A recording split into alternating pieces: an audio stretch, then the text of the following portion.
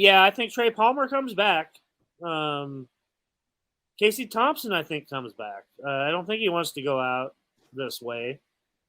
Anthony Grant, I think for sure comes back as well. And O'Shawn Mathis, that's a tough one to call right now. I know that he came in here with a lot of accolades and really had some high goals for himself that, quite frankly, I think has fallen short. I mean, he has had some good moments, but I don't think he's performed up to the standard that he thought he would. So that's the question mark there for me on that list. There it is.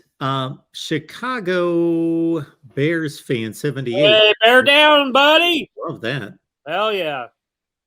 Third generation. No one is talking about Paul Christ. I don't know. That's a good question. You don't hear his name coming up for any jobs that I've been aware of. That's kind of puzzling to me. Does he not want to coach anymore? I don't think he's got that personality where he can just go to ESPN and start analyzing games and stuff either. Yeah, he doesn't come across as that guy, does he? He's 56, so got a lot left in the tank. Yeah, I don't know. That's a head scratcher for me. To me, I think that, obviously they fired him and he got his buyout package, and he's still making a lot of money, and so it kind of falls into that category is, do you really want to coach while you're still getting paid not to coach? Well, yeah, and isn't it true in most situations that if the coach then takes another job, then he's going to give up some of that buyout? Yeah, most of the time, yeah. So, yeah, the smart move is to just hang out and spend some time with your family and, enjoy free money coming in. I would do that. I would too. But these guys are wired differently. That's exactly what I was going to say. I mean, some of these guys, they go nuts if they're not coaching. It's a hard thing to stop. I mean, when you're in a routine, and that's what your life is, that's what you're geared for on a daily basis, it's hard to give up. I mean, I think about if I retired after this year, I'd probably go bonkers all next year, Yeah, like I think everybody you gotta have it. It's like a drug. I mean, my goodness, yeah, it's hard to step away. I think most people that enjoy working and are into it, yeah, we would all like to have more time off and more time and resources to go do the things that we want to do. But if you take all of that away, all that work, like I wouldn't know what to do. I wouldn't either. That's too much.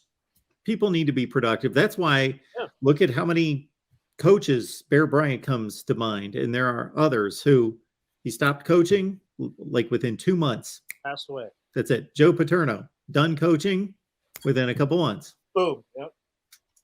Yep.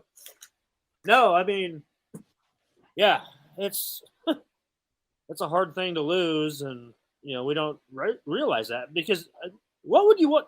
What are you gonna do? You gonna be happy just sitting around watching TV all day? I mean, what else? I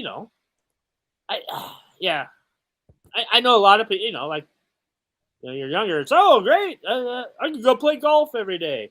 How long does that keep you happy? Yeah, it gets old. It gets old.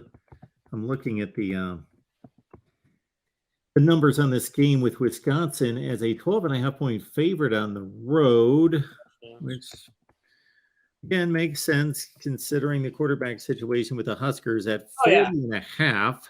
Yeah. So that's 26-14. There's Vegas's final score right there. Yeah, I mean, I'm not going to disagree with any of that. You don't know the status of the quarterback position, and with things in turmoil here, and Wisconsin kind of going through the same thing, but they kind of righted the ship a little bit too, and they obviously have something to keep playing for as well. So, I think if we knew Casey Thompson was 100% healthy and was going to start, I think that's a much lower number, obviously. So, yeah, I'm not going to disagree with that score right there. I mean, obviously, like we said earlier, that Nebraska's only scored 1 touchdown since Casey Thompson went out. So things don't look too bright if Casey's not playing. So they were a 30-point underdog against Michigan. They lost by 31. They were a 15 or 16-point dog against Minnesota. They only lost by a touchdown at home. They were Illinois. I don't remember what that spread was. I don't either. They lost by 17. I don't remember that one. It was probably somewhere around It was 8 or 9 points. Yeah, it was something like that. A little over a touchdown, I think.